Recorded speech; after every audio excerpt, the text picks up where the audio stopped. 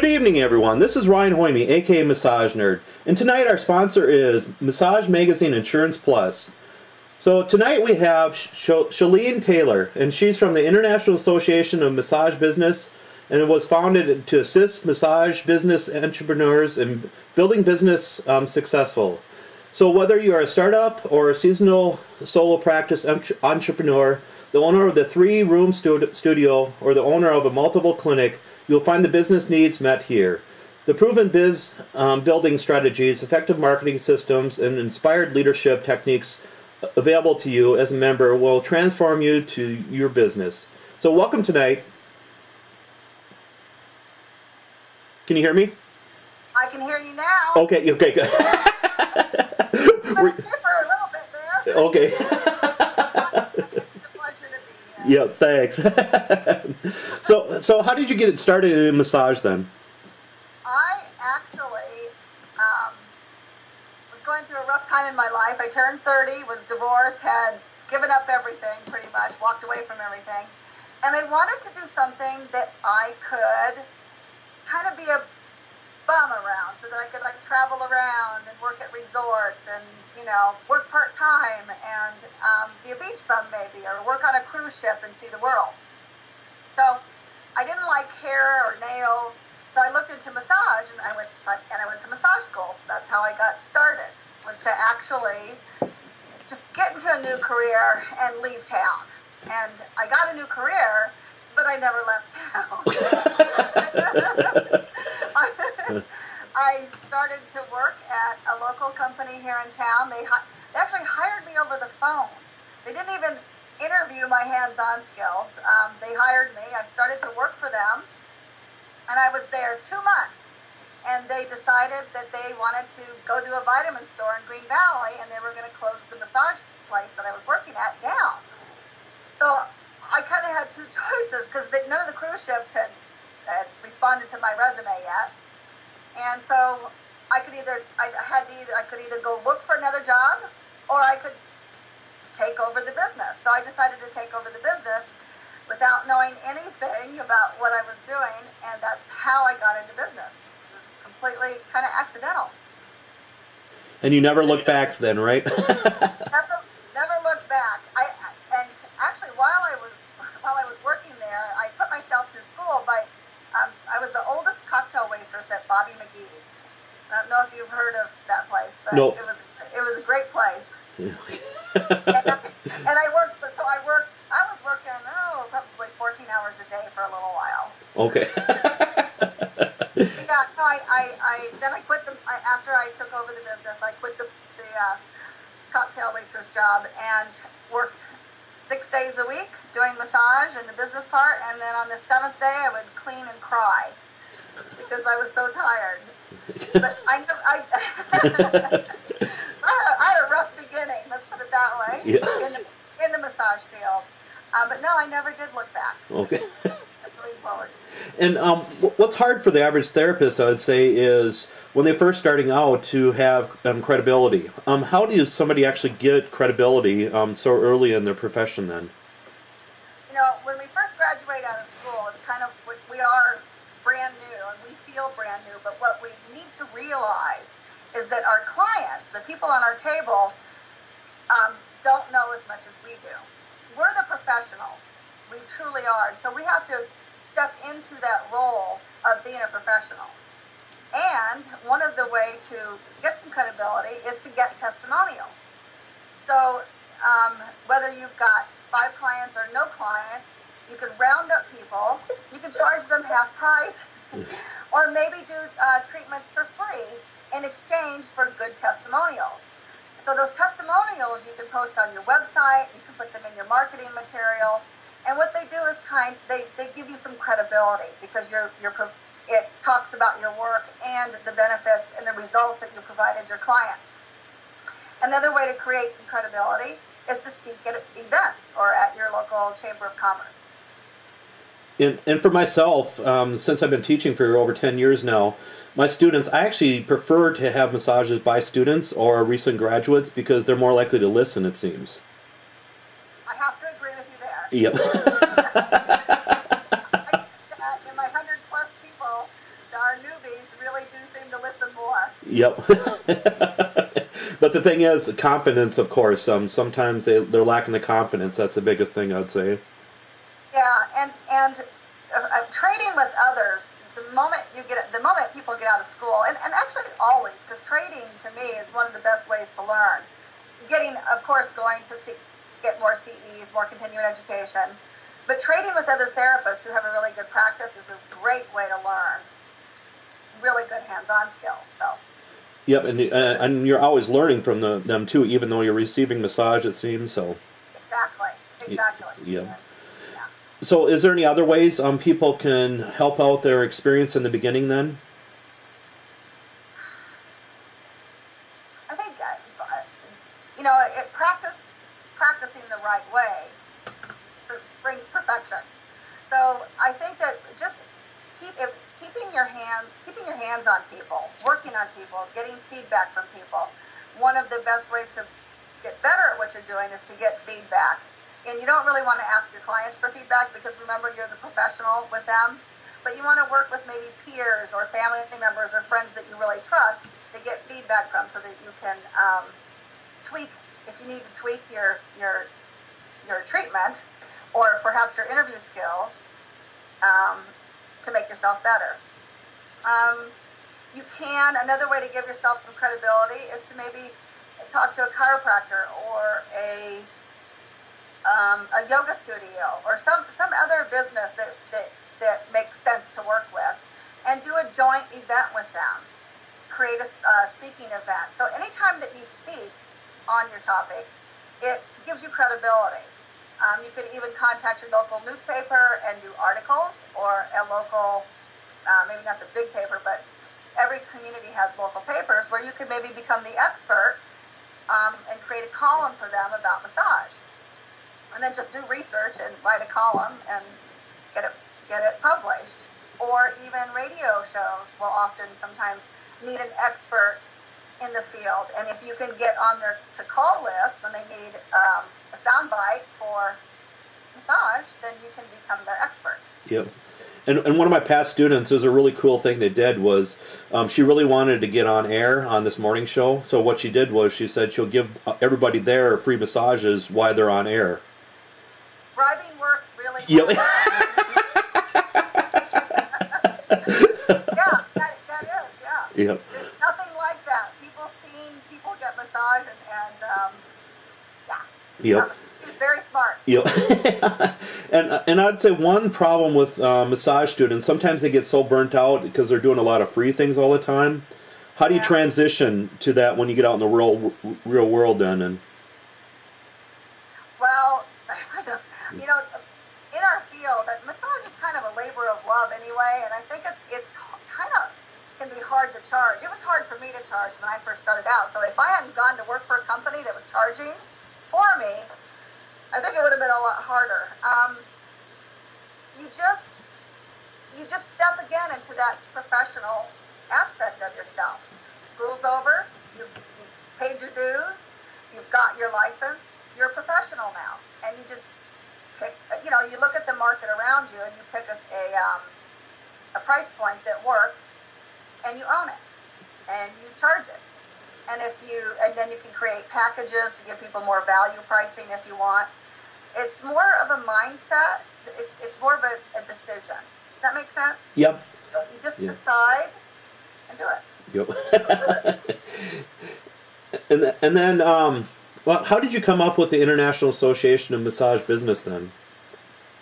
I came up with that because after 24 years in the business, I've seen so many talented therapists not make it. And from what I could see, it wasn't their hands-on skills at all. It's just that they were missing some business tools, if you will, some business skill sets. So I love this field. I have such a passion for massage. It changed my life. It changes the life of my clients.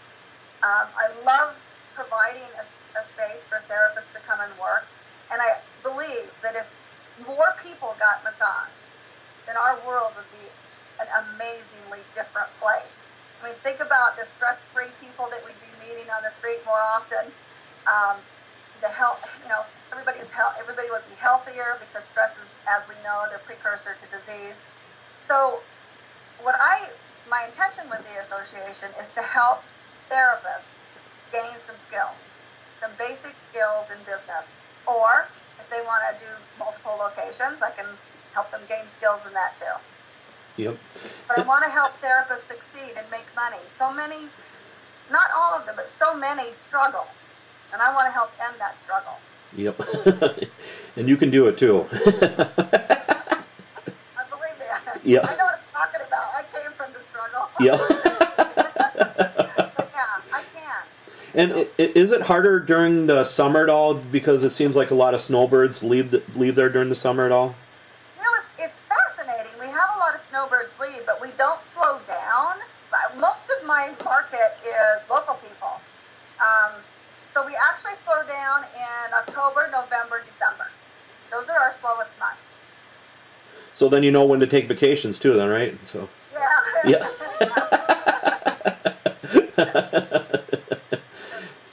And how did you come up with Massage Biz Successful model then?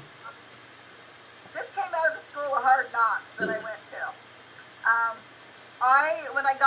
When I got into business, I actually had no business background at all.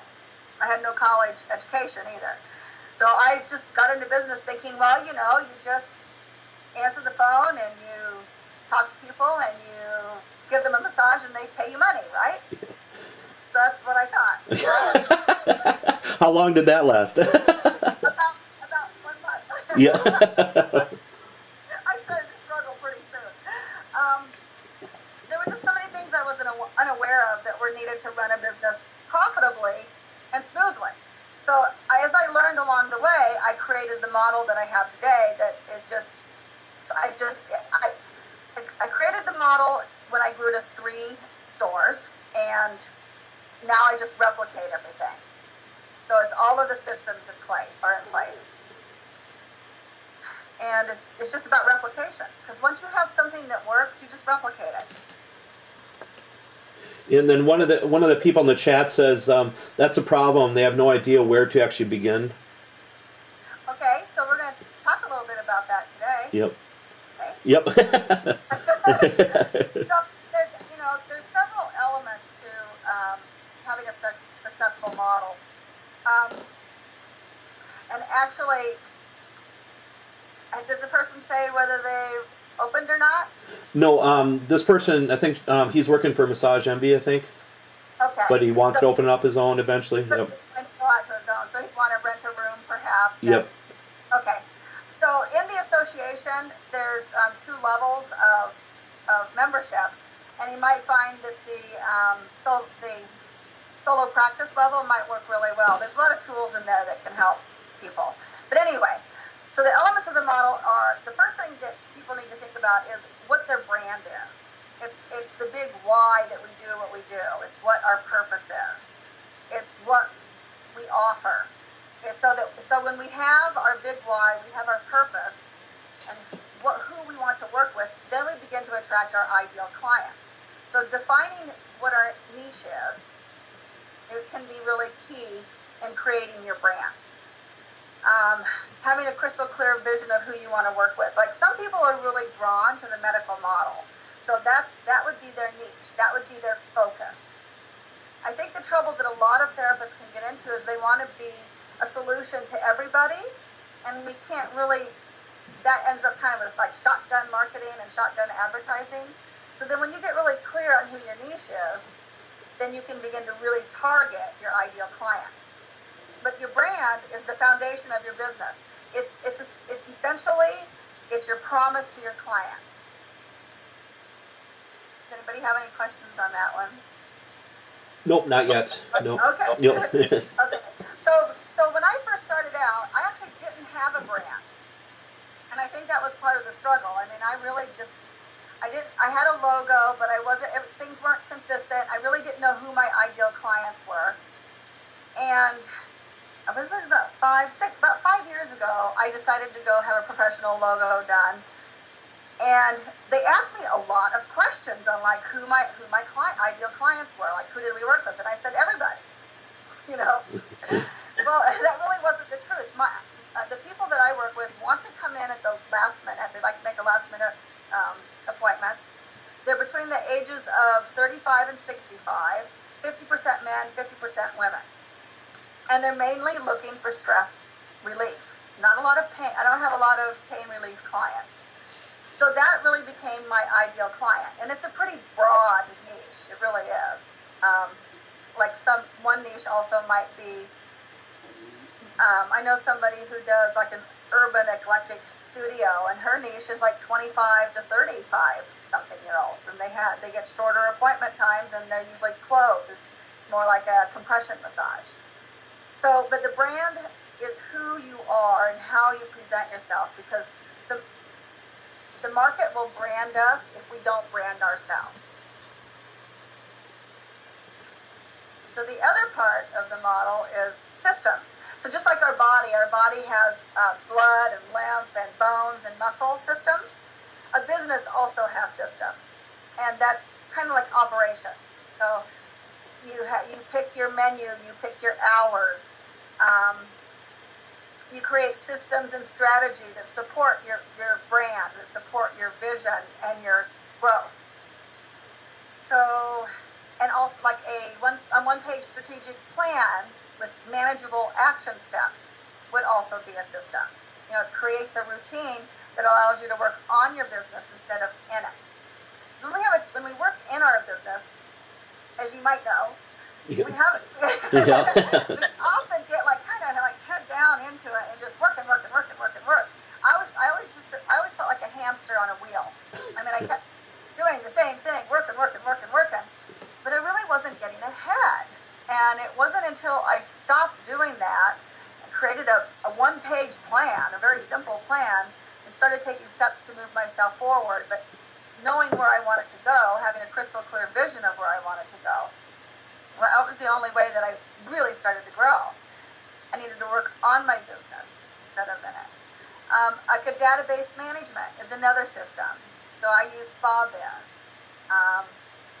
I know Felicia Brown uses Schedulicity, I believe. Yep. So there's a lot of systems like that. Those are systems. Closing and opening protocols are systems. And then two people commented. Herb said he mostly works with secretaries that sit at desks all day. And then Donna, she says she lives on the 17th hole of the country club, just moved here and having to start all over with new clients. She has brochures and cards printed and ready to start. Yeah. Right. Yeah. Does she have a marketing? Does she develop a marketing calendar for herself? I'll ask her. That's what I would recommend. Okay. I can't talk to them, right? Yep. So what I would recommend is she do some networking. If she has had her business before, she could get some testimonials. Get a website up. I don't care if you don't even have a room. You want a one-page website. It's really important in this day and age. People want to actually look at, we go to the internet to find everything. So just having and if she belongs to the association, one of the ABMP or AMTA, I believe they have free websites that they can use. Yep. So marketing, networking. Yep, and then Donna said okay. Okay. And what was the other one? Herb, his main clientele is secretaries that sit at desks all day. Perfect. He's got a great niche. Yep. So there's Secretary Day. I mean, he can go to every business and really market that. Yep. That's really specific. That's a great niche. Yep. Hopefully the city's big with lots of secretaries. Yep. But I know he works on other people too. Yep. But that's a perfect example of branding oneself. You're going to get other people, but when you really own something like that, when you really own that niche, you become the expert in it, and people will refer you.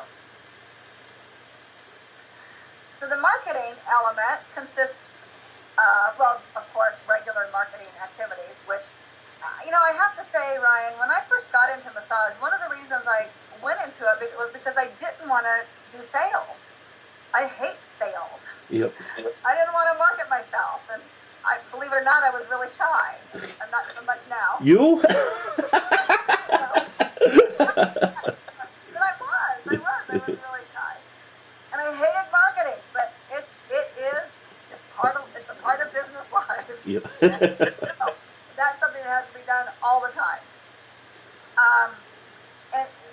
We need to also track our returns on our marketing efforts. So any ads that are run, any expos that we attend, any marketing that we do, we need to track. And so I have like a form that we use that lists, expos, ads, sign, whatever. And then when people call in, we ask, how did you hear about us? And we mark that down. So you want to take a look at how many calls you get off of something and how many you actually convert to clients. Because sometimes either the advertising is misunderstood, so you need to tweak your advertising offer, or sometimes maybe your conversion, how you're talking to clients when you're talking to them, or how your front desk is talking to them, isn't creating converted clients. So that's why you track that part of it. Okay. When you attend an expo or an event, you want to find out how the presenters are marketing it, because you don't want to. I've shown up at events that weren't well marketed, and it was a huge waste of time. Yeah, because some of those places too, it's just so frustrating. I mean, you put all your energy into it, and then when there's no people in front of you, it's just blah. You know? It's total waste. So interview, and it's always exciting to be asked to maybe attend something for free. But when you have to pay for it, and you don't get any clients, that's not fun. Yep. But yeah, you want to make sure that wherever you're marketing, make sure it's a fit for you. So like the Herb whose niche is secretaries would not want to go, say, to the volleyball expo, probably. Yep. Does that make sense? I think when I really started to grow was when I really focused on my internal marketing. So I can't stress that enough. I mean, we have to do both. We have to do external, but the internal marketing, it's like we have diamonds laying around in our backyard. And that's that's why we need to build a database. You have to have a database so that you can keep in touch regularly, more than you might think you should, with your current clients. And do you request try to get as many emails as possible then for like newsletters and? We do one email a month to our clients, but we have a 3-month touch-in strategy, a 6-month, a 1 year. So we have different postcards that I have made up for that. So we do snail mail and emails, because email open rates are generally pretty low. Even when people sign up for you, often they don't open. But you keep at it because they'll open it at some point. Okay. So maybe 2 times a month is not too much. Any more than that, to me, I think might be a little too much. Yep. A little Spanish then, right? Yeah. Yep. I don't want them unsubscribing from you. Yep. They may only open one of your emails once a year or twice a year and come in to at least those 2 times. So that's still retention, Yep. Or they might come in 2 years, but it's still retention. You still got them. You're still on their radar. Okay. And then the money element. The money element. Yep. Oh, I don't think there's an emotion or a situation I haven't experienced around money. So I think I'm uniquely qualified to talk about it. I've gone from completely broke to having money and then losing it and then making it and then finally making it and keeping it. And in this journey, I've learned a lot of things. Most of us have what I call our money comfort zone. And it's what we're used to. It's what we're comfortable with. And oftentimes, this comfort zone was gifted to us by our parents and the people that were around us growing up. So often, our money mindset is not something we chose for ourselves. It's just something we got used to. I mean, because we're told a lot of things growing up. I don't know about you guys, but I was told that, it's hard to make money. Money doesn't grow on trees. So that's what I believed. So I always believed that, there's always a lack of money. So I always created just enough or not quite enough. So if I ever created more money than I had like the previous, if 1 month I created more money than I did the previous month, then something would break down and I'd have to fix it. So the money would disappear. So we have a comfort zone with money, and that's generally where we stay until we can shift that mindset. Yeah, for myself too, when it first started, there's a little bit of an echo. Yeah, but it's okay. Okay. But it's echoing back and forth to the people too, so. Okay. Hello? Hello? Hello? Okay. Is that better? Okay. Yeah, back. Oh, it's still echoing a lot. Can you adjust your microphone a little bit? Me? Yeah. Can you hear me now? Can you hear me now? Yes. Yeah, it's a little bit better. Yep. Okay. Yeah, for nope. There's still a lot of echo. I haven't changed anything. Okay. You want to try that? Is that better? Okay. Hello? Hello? Yep. There's still echo. It only goes up or down. Is there something else I should look at?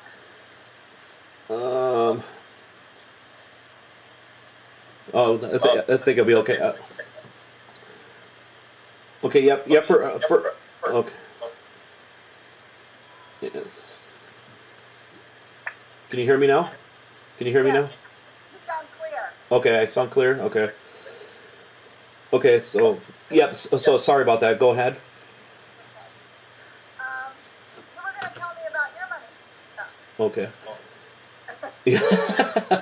Yeah, for myself, I started teaching, and I mean before that I had my own business for a few years, and then when I started teaching, I just liked that guaranteed money, and it was so hard to go back into regular massage just because I got so comfortable. That's a problem.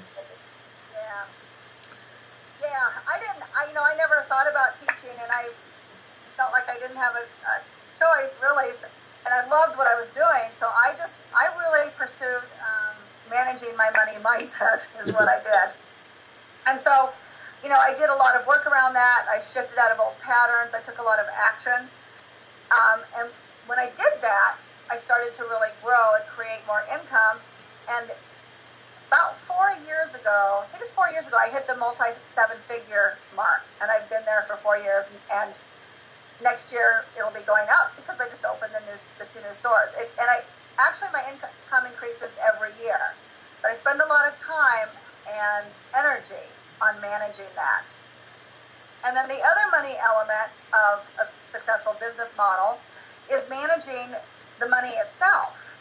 Like, it's really important for therapists to pay themselves first. And if you have to put the money back into the business, then fine. But you really need to feel supported by your business and supported by what you're doing. So you need to pay yourself first and not be leftover, not take the leftover money.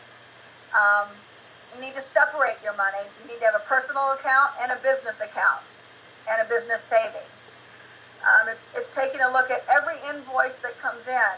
You never know when there's going to be extra charges on there, even on phone bills. You want to look at those. You want to pay bills on time because those late bill payments can really add up.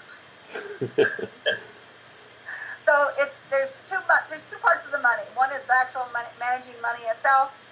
Creating a budget and going by it is really important, and your money mindset. And then the final element of a successful business model is mentoring. And I don't know about you, Ryan, when you first started out, but I became really isolated. I mean, like I said, I was working 7 days a week, and I was isolated. And we didn't have the internet then. Boy, am I dating myself. Yeah. No internet, no. But despite the phones, we did have phones. I had really isolated myself, and I worked a lot. So I discovered, probably 8 years into being in business, that surrounding myself with incredibly supportive and like-minded people, like people that are doing what you're doing, the massage nerd. That is really important. That's a form of mentoring. You know, the other form of mentoring is hiring a business coach or working with somebody who's done what you want to do and getting next to them and having them share what they've learned with you.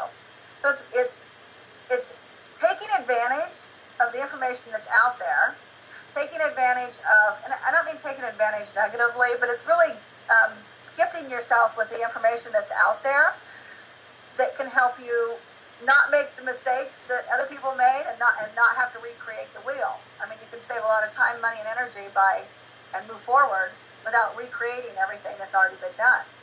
Yeah, for myself, I felt really lonely back in the day because I had a business partner, but we always worked opposite days all the time, so we'd never see each other really. So that worked out well, right? Yeah. But you still had connection. You had support, right? It's somewhat, but the thing is, we really didn't have.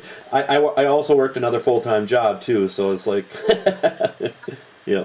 Well, you were working a 10, 14-hour day. Yep, exactly. Yeah. I mean, do you recommend people to get mentors then? Yes, I do.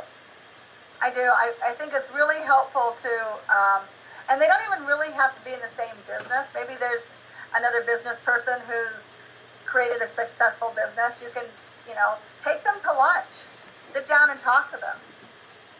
Find out what worked for them or what mistakes they made. People like to share what they know. They like to talk about what they've learned. And people often, they do like to teach in a way and share what they know. So finding a mentor, and there's another way of mentoring is taking classes and taking classes that are not strictly hands-on. I know that we have to have those for, at least in Arizona, we have to have it for our Arizona license, our state license.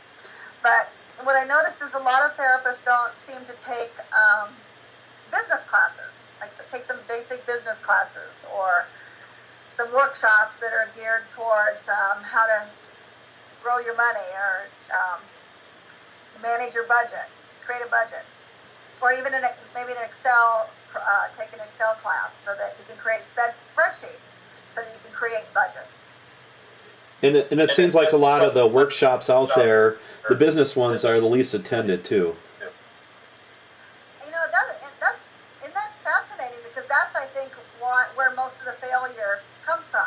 Because business is beyond marketing. I mean, a successful business, marketing is really important, but that's just one component. We need far more than just marketing to make things successful. You need systems.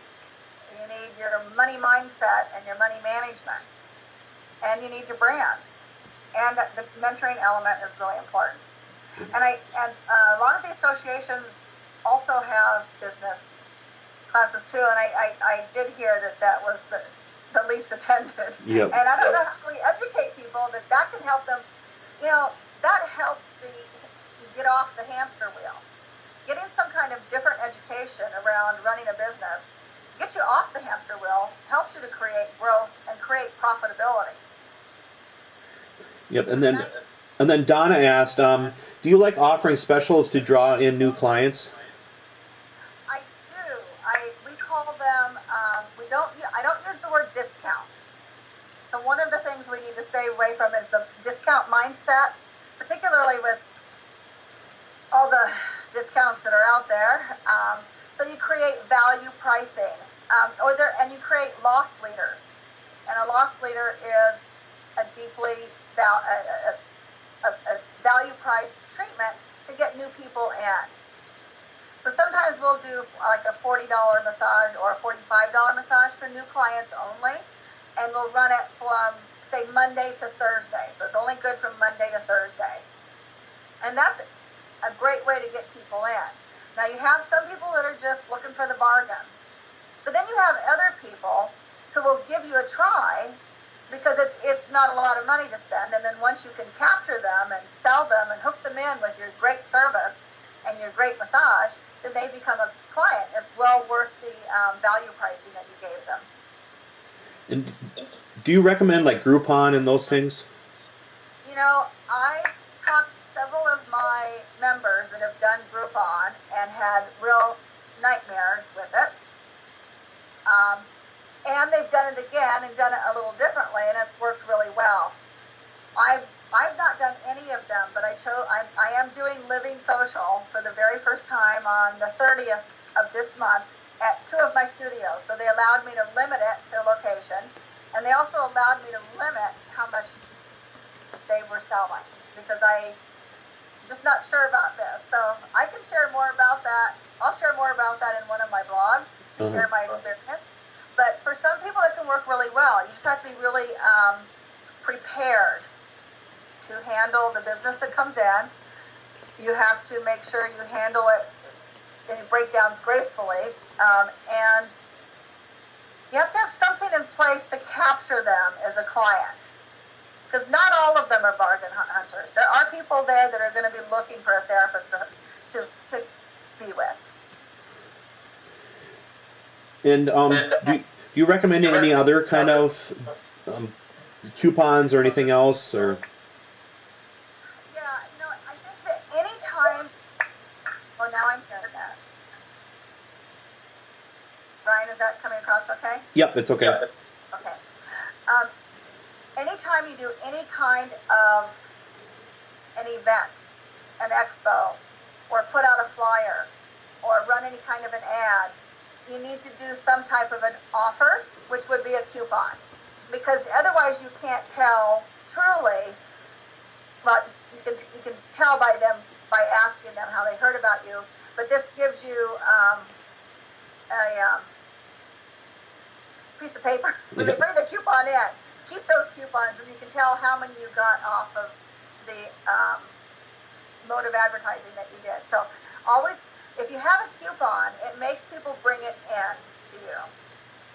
And I think that that's really important. So having a special offer with a limited, so make it good for 30 days, so you have to have an expiration date on it. Otherwise, a lot of times people will leave it in their drawer, and 2 years later, they'll bring it in because they were saving it, for a good time to receive a massage. So yes, I actually highly recommend that. And again, you can limit it. You can limit it to new clients only. And that's because your focus is, with that type of marketing, is to bring new clients in. And it's to remind your old clients that you're still there, but it's to bring new people in. Yep. Did that answer? Yep. And then somebody asked, I would be curious to know if she has any business books she would recommend for small business entrepreneurs. All of Stephen Covey's books, who wrote The 8th Habit, I forget what it's called. His newest one is The Third Alternative. So Stephen R. Covey is excellent. And I think that's, and so is Michael Gerber's The E-Myth. Actually, go to the E-Myth Revisited instead of E-Myth. Okay. So those two are probably the best that I've read. And I have a book coming out. What is it? It'll be cheaper than theirs. Actually, yeah, I will have it at the American Massage Conference in April. So you're going to be there then? Yes, I have a booth there, and I'll actually be speaking there in the afternoon. Okay, cool. I'll be there too. So. I get to meet you face to face in person. Yep.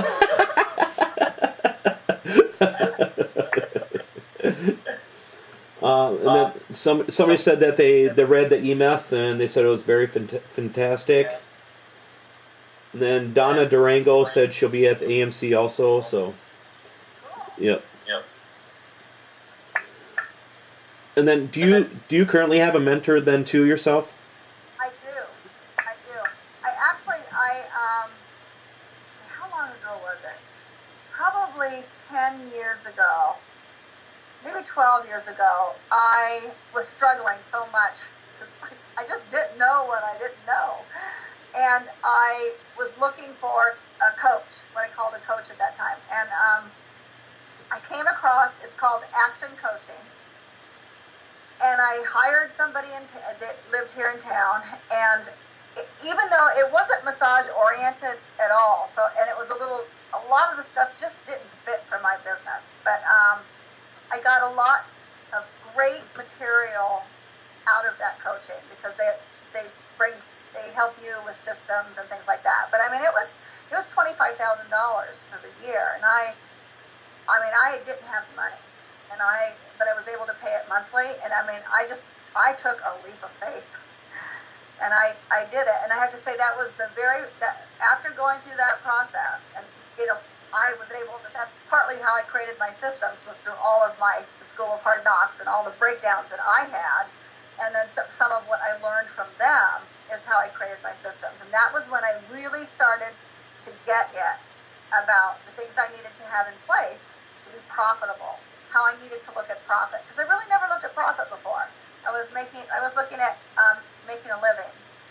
That makes sense. I wasn't looking at profitability. I wasn't treating it like a business. I was treating it like my own personal, account.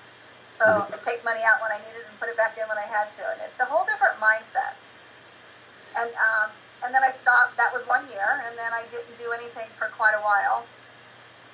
And then 2 years ago, I decided I was a little bored, actually. What really wasn't, it was before I decided to open the next 2 studios. And I found an online business coach, actually, and she actually teaches a lot about money mindset. And her name is Kendall Summerhawk. I started working with her 2 years ago, and I just hired her again for this year. But it's in a group situation. It's not one-on-one. And it's really changed. It's changed the way how I think about business, and that's actually partly. I've always wanted to help therapists, but that's where the vehicle came from. Was the association. I realized I could do this on a much bigger level than locally, and that's when I launched the association in March of this year. Okay. And then Donna asked, if I want to offer chair massage at the golf course at the end of the tournament to get my name known, do I offer my services for free or ask for a flat rate? I would want to pass out business cards also. Is this during a golf event or just people golfing on a Sunday? It says tournament. The tournament. Sorry, I missed that part. Okay. Yep. I don't know that the tournament people will pay you, because they're, at least here in Tucson, they're always looking for us to do free things for them. So to get your foot in the door, I would offer to do it for free, and I would hand out your cards, but with some kind of offer on your cards. So maybe have some coupons made up so that people have to use it in the next 30 days, attached to your card. Okay. And then C. Woodside asked, any tips on how to make the shift from looking at making a living to making a profit? Yes. There's quite a few. There's a couple things. And you might already be doing some of the things that I'm going to say, but have a really crystal clear vision of what you want, where you want to be in the next year. I'm kind of a 90-day person, but say in the next year, say you want to increase your revenues by 50%. So chunk it down and create a 90-day strategic one-day plan. And so part of what you might look at would be how you're scheduling. Some people, one of my clients, her hours were like 9:30 to 6:30. And I said, why don't you stay open until 7:15? She actually has a 3-room office. Stay open until 7:15, and that way you get 2 evening appointments instead of just 1. Because a lot of people like to come in at 5, a lot of people will come in at 6:30. So as a solo practitioner, if you're closing a little early, you might stay open a little later and add 1 client a day onto your schedule. Start paying attention so have a plan. Start paying attention to how you spend your time, because time is our most valuable asset. We can't get it back.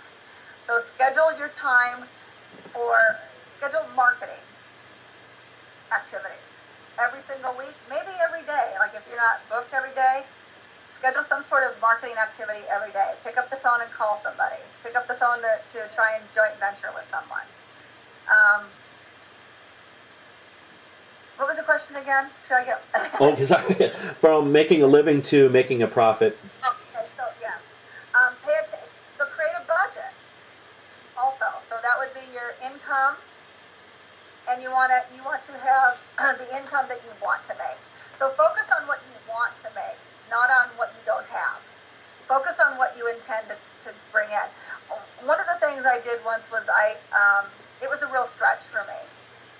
I was looking at doing 35 treatments a week. Wow. And that was a stretch for where we were. And we focused on it, and I have to say, I put this piece of paper away, and I found it 10 years later, and we do like 40 massages a day. And when I had found that piece of paper that said 35 a week, it was like, wow, it really worked, because I really focused on what my intention was. Does that make sense? Yep. And what do you see as the biggest mistake that massage practice owners make, would you say? Massage can be a really great part-time business. It can be great part-time work, but it's almost impossible to make a business out of creating a business around what your needs are. So the biggest mistake a lot of therapists make is that they work around their needs and not the client's needs. So they work around other things in their life. They work around what they feel like doing. So there's not consistency. So to have a business, whether you rent a room, a half a room, 5 days a week or 3 days a week, have consistency with it. Always be available those hours. Don't cross yourself off. Be available. Be consistent. Be consistent in return phone calls immediately. If you really looking to create a business, spend the time and the energy on it. Invest in it. And then you can build your schedule around what you want. But until that time, make the schedule consistent. Don't try and build a massage business around what your needs are. Build it around what your clients' needs are. We're here to serve them. And when you come from that place of service and you're really available and you have an intention and you have a goal, they'll show up. And what would you say the biggest mistake you've made in the past that you wish you could have taken back? Or Wow. Which one? No.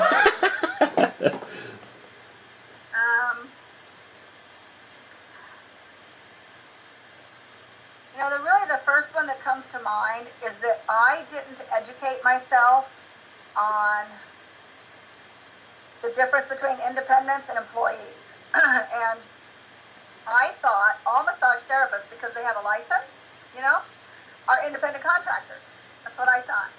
So I hired all independent contractors, but I was treating them more like employees. Like I required that they be there certain hours and all of that stuff. So one time, one of the people that I let go, because her attitude, she wanted to cross herself off all the time, and I wouldn't let her. I let her go, and she went down and filed for unemployment. Excuse me. And DES goes, this person's never paid any unemployment taxes. And so they called me up and said, we have somebody that's applied for unemployment, and we've noticed you haven't paid any taxes. And I said, well, it's because they're independent contractors. So they said, we don't think so. Oh. So that took a lot of time, and they said, well, you can present your case, but we will look at it and we'll decide. Well, of course they decided I had employees, right? So it's not. I think that was one of my biggest things. It was not, and that was just one is I didn't educate myself. I didn't really look around and educate myself as to what I needed to do. So even with bookkeeping, so one of the other mistakes I made was I did my own bookkeeping, and I really actually suck at doing QuickBooks, but I did it because I felt like I couldn't afford to pay someone, right?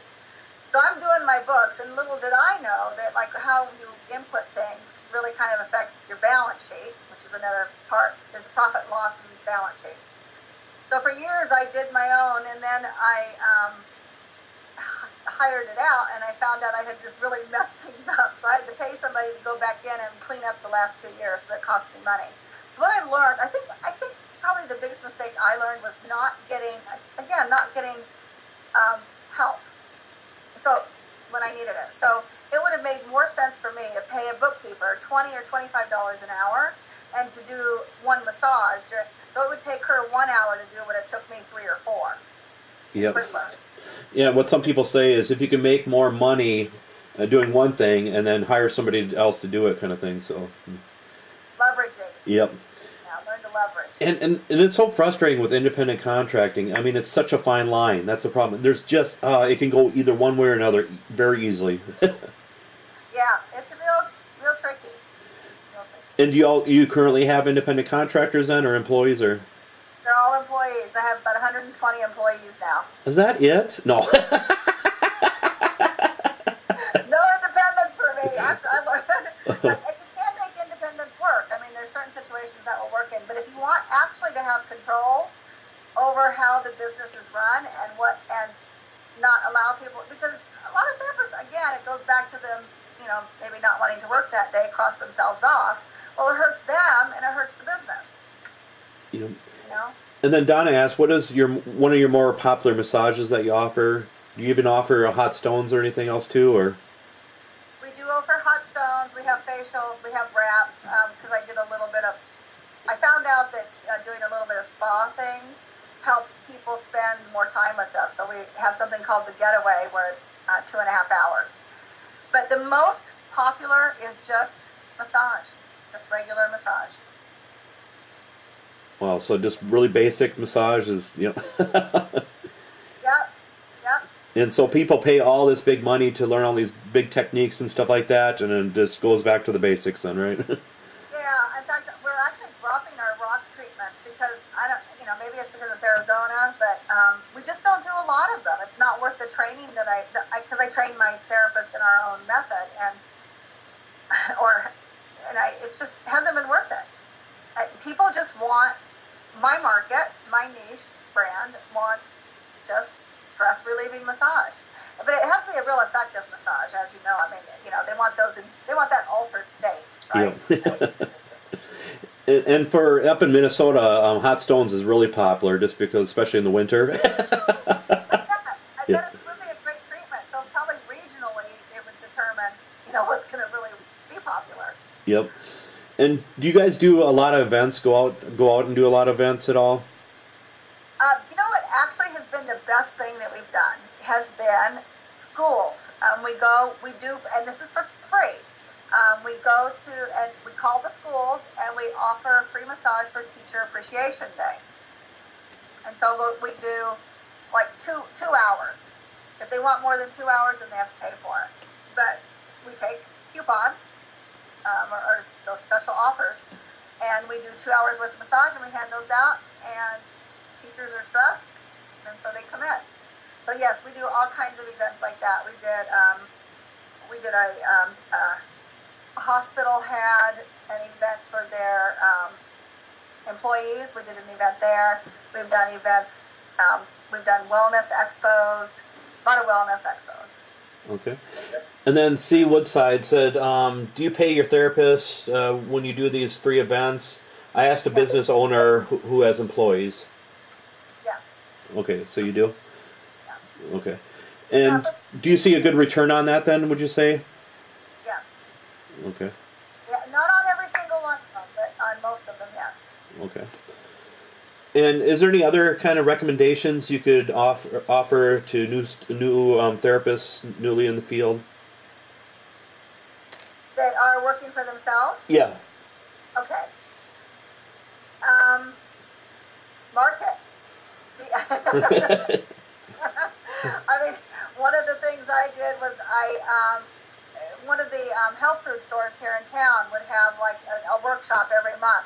So that was one of the things that I did. Not every month because they wouldn't let me do it, but maybe it was every week that they had it.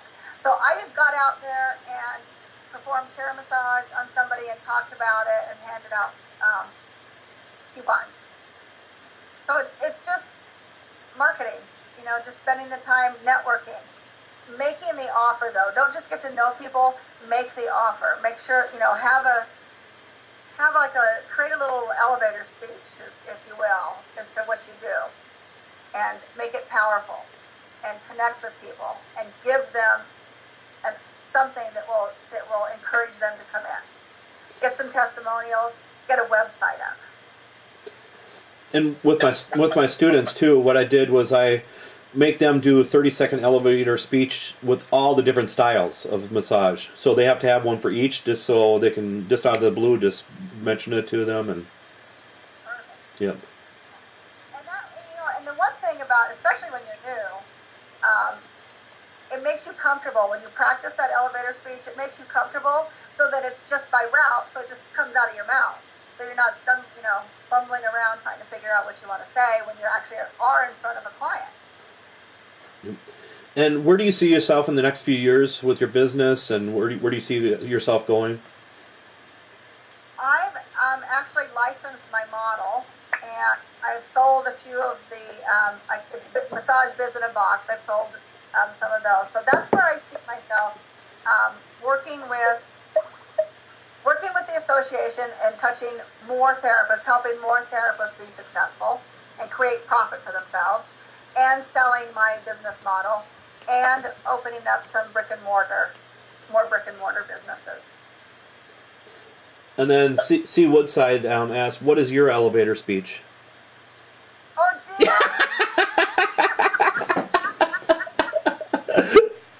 caught. Yeah. You know what? I transform massage business owners into. I don't have one. I'm working on it. Got you all flustered. Yeah, actually, my vision is to touch as many people as possible with quality and affordable massage, and that's always been my vision for my business, and it actually fits the vision for the association, because if I help other massage business owners be profitable, then they'll touch that many more people. So thank you. I'll have to get my elevator speech in gear. A lot of people are doing LOL in the chat, so. Yeah, I know. I actually do have one. I can't remember it. I haven't been practicing it, and see, Yep. This was a perfect example of not being prepared. So when you go out and you're talking to people, you don't want to be like that. You want to be prepared. Yep. But I help massage business owners transform their businesses into profitable, thriving, sustainable practices. Yep. So. And do you foresee putting more of your time and energy into what one of your businesses would you say? More time and energy into the association. Okay. Because the other one kind of runs itself. It's just replicatable. So I really only deal with 6 people in my company. I mean, I see my therapist, I touch base with them, I connect with them, but I don't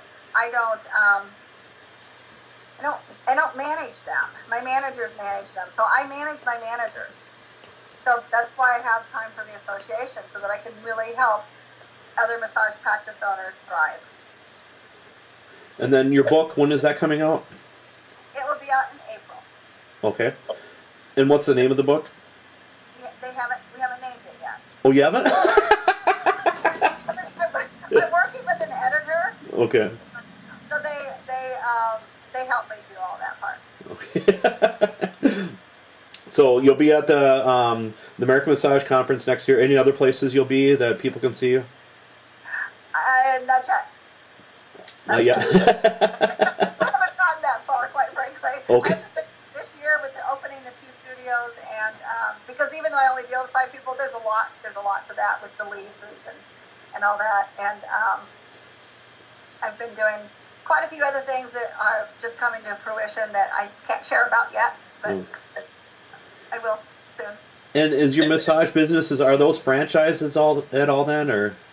No, they're all, I own them all. Okay. So are you going to ever branch out and franchise, you think, or? I'm looking into it, yes. Okay. Yeah. It's not quite as difficult as it was, but it would be a little bit different franchise model. I'm not really thrilled with the current franchise model. I think people should keep most of their profit, and I don't like, so it would be different. And then Donna says she'll see you there, and hopefully you'll have your book ready by then. Yes. Okay, you will? You promise? I will have my book ready by, at least that's what they're telling me. I'll have my book ready by then. Okay. And my elevator speech, too. Yep, and just think you can autograph your book there. Of course, I never thought about that. Yeah.